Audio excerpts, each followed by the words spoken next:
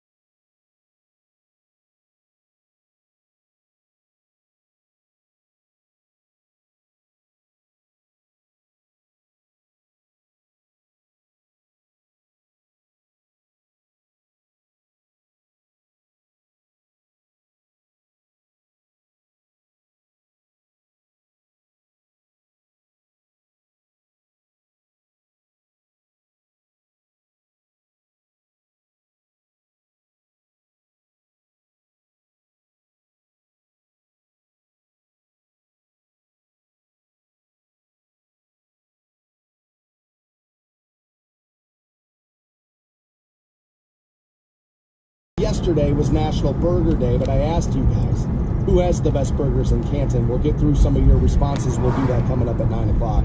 You could also let me know via the text line at 330-450-7625 or that microphone talkback button on iHeartRadio, a great way to interact with the program. Also at 8 a.m., Jelly Roll is on a massive roll as he's had a couple of massive hits. He's all over the place. He's like the biggest thing in country music.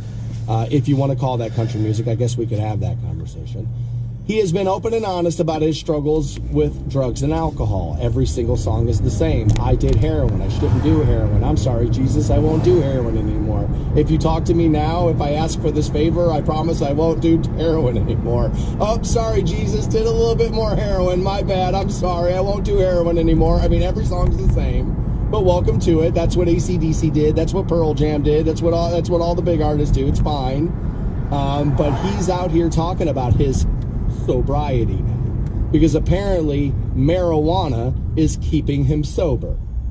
He is not the first celebrity to talk about this like in this manner. There's actually a term for it. It's called Hollywood sober, where they quit the thing they think they had the problem with, but they hold on to these 9 things over there, and for some reason, none of that is addiction-based. So we'll get to Jelly Roll, his ridiculous comments on this, and we will do that coming up at 8 o'clock.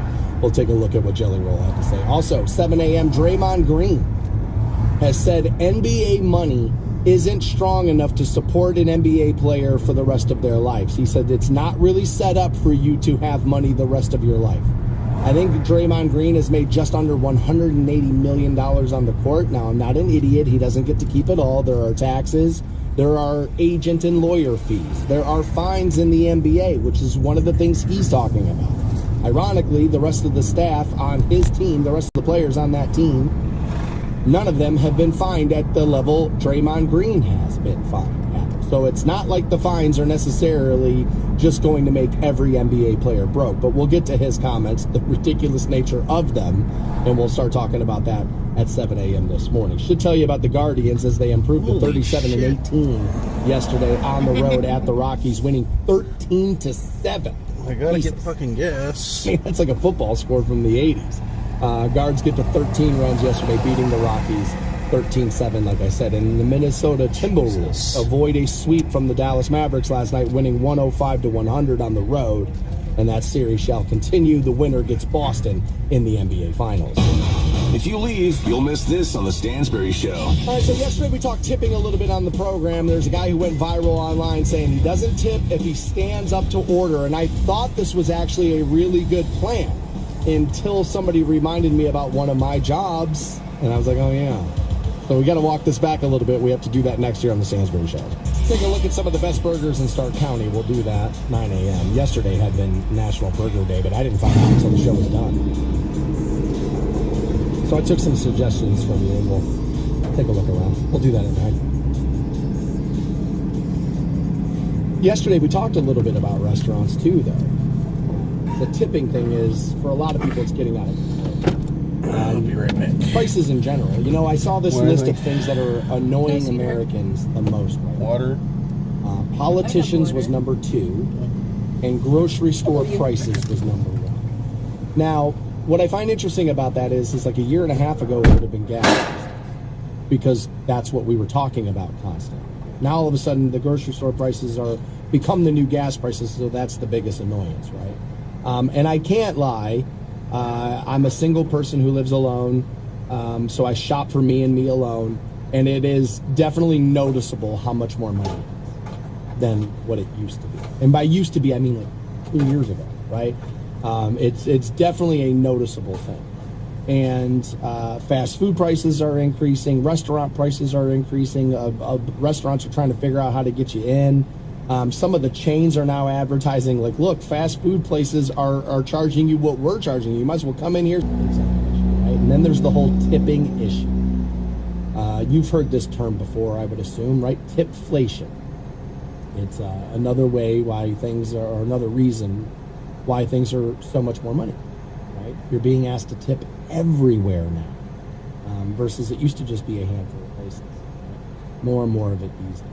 Now, this has been an argument in this country for a long time. I remember when, like, donut shops would put out, like, a tip jar, right? And, like, hey, tip the staff if you want. People like, this isn't a tipping place, you know what I mean? And people lost their minds over that, right? And where they go and where they don't, and who gets tipped and who doesn't, and livable wage and all of these things, right? And I have worked for tips in the past, and would probably have to do it again if dismissed from my position, at least temporarily until I find something else, you know what I mean? And I wouldn't mind it. I actually miss serving quite a bit, actually. Bartending is a great job. It's a fun way to make a living. You meet a lot of interesting people. You know, it's not necessarily the worst way to make a living, bartending. I actually like it a lot. So I've done it. And I try to tip pretty well because of it. I also try to tip pretty well just because, like, I do okay financially. And I understand not everybody does. You know, and so I don't know if I buy into karma or whatever the hell the thing is, but, like, all right, let's spread a little wealth here. Let's, you know what I mean? Let's at least be nice if we can. So we were talking about it a little bit yesterday, and there's a movement that's going viral online. A couple of different people have pushed this forward, and they said, you know, my new rule with all of this, because they're asking me to tip everywhere now, is that if I order while standing up, I'm not tipping. And when I saw it, it was about a month ago I saw it, and then, you know, it keeps popping up. So we got into it a little bit yesterday. And on the surface, I actually thought I agreed with it. You know, I was like, wait, that actually sounds like that makes sense. You're not really serving me, right? Like, there's, okay, like, all right, I get it. I kind of like that. And then a daily listener of mine, we affectionately refer to him as Dwayne in Ashtabula, because his name is Dwayne and he lives in Ashtabula, right? And Dwayne obviously pulling us up on iHeartRadio. We appreciate that. And he said to me, he goes, you know, I don't hate this theory either, but I'm surprised you like it. I was like, okay, well, what? He and I communicate a lot. We'll talk a lot, you know. He's a pretty steady listener of the program. And I said, well, why? I'm curious, you know. And he said, well, You were a bartender, dude. And you had made a lot of money bartending. And he goes, were those people sitting down when he served them? And I went, damn it. Right? He's kind of right.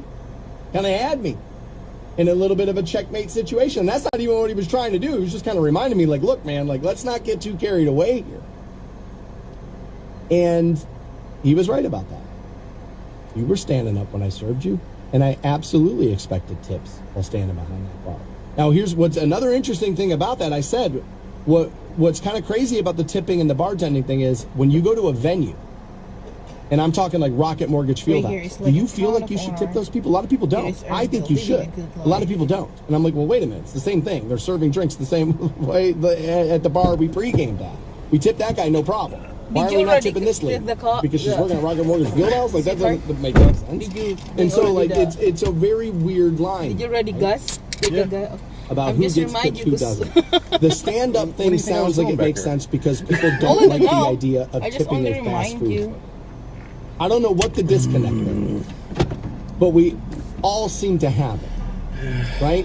I don't want to look at a fast food counter worker and be like, no, I'm not tipping you. But I think to myself in my mind, I don't want to be there. I don't know why. I don't get the separation there. There really isn't that much of a separation, right? Turn around, grab the beer out of the cooler, put it on the counter, here you go. Turn around, grab the Big Mac in the bag, turn around and put it on the counter, here you go. I mean, they're not that different. I mean, once you start cocktailing, that's a little bit, all right, now you're making cocktails and you're doing that stuff, and it becomes a much harder job at that point.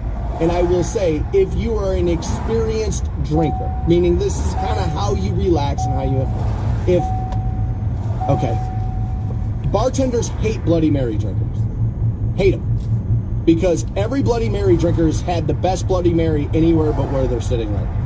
Oh my God, let me tell you, Tyler in Key West made the best. It's like, well, then get your ass on the plane and go, right? But like, if you're a drinker of a cocktail like that, a martini, or, you know, a Bloody Mary, something, an old fashioned, if you're actually drinking like a drink, and a bartender had to, like, I'm gonna get obnoxious with this terminology here, craft it for you, right? Kind of one of those things, and you get a really good drink, I understand why somebody goes, all right, I'm tipping you for that, because you actually know how to do your job. You didn't take like the Bloody Mary mix out of the fridge that's like got chunks in it because it's old and poured it in the glass and put vodka in it, right? You made me a Bloody Mary. You actually know your profession. You actually know your job. I'll tip you for it. I understand why people feel as if that's a tipping situation. Totally different. In a restaurant, if you know the menu, if you can recommend something, or this will go well with that, I understand why people view that as a tipping situation. Being served in any manner, because I don't think what I just talked about there, like the sommelier, like you're not going to see one of those around, right? Like that's not a thing. And so but if you're being served, I understand why people say, all right, I walked in here, I sat down, and I didn't have to do a damn thing.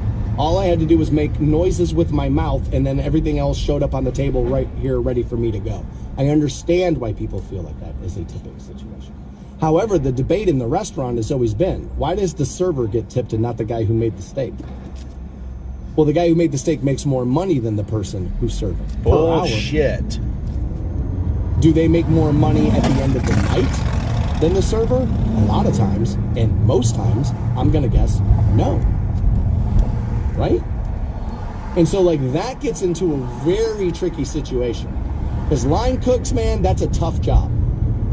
I know everybody thinks, how hard is it to make the steak medium rare? Get it to me fast for $6. How hard is it? Right, but dude, line cooking is tough work. Yeah, that's a stressful way to go about life. And you're probably not making the money that some of your servers or, as a matter of fact, I know I've worked corporate restaurants. I was making more money as a server or as a bartender in one of those places than anybody who's in the back cooking. It's like we're in a weird place with the serving. We're in a weird place with the tipping. And we are going to see a change. I don't know how drastic and I don't know how soon. But I know this. As a guy who demonizes social media as often as I do, the one thing it does is it makes conversations other. We used to just kind of bring things up. It would be in like the think piece in the New York Times. Everybody would talk about it half a day and then we'd never think about it ever again.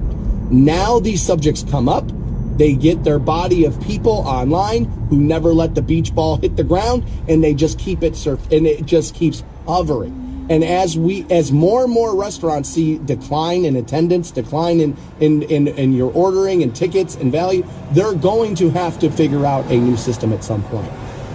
I think travel influencing is going to change this.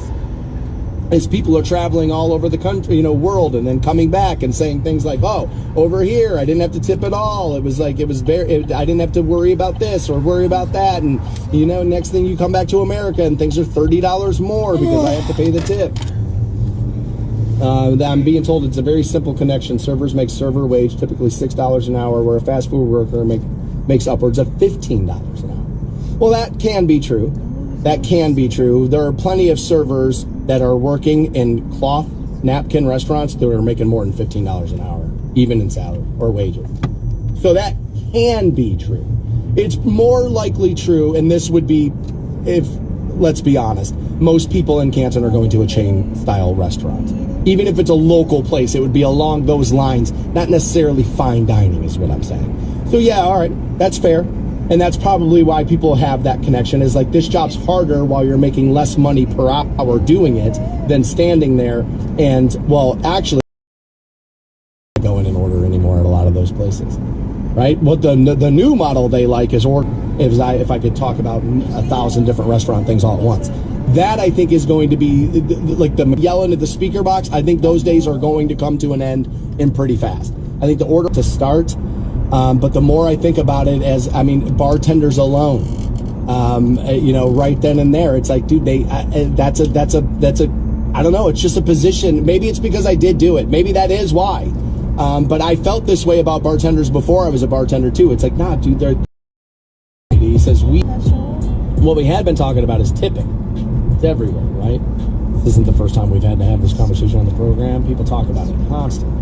Tipflation. You see, the iPad, and they turn it around and they start at 25% or whatever the hell that thing is, right? And you feel like a jerk if you say no, and all of these things. People are kind of digging their heels in the sand somehow and ready to stop tipping.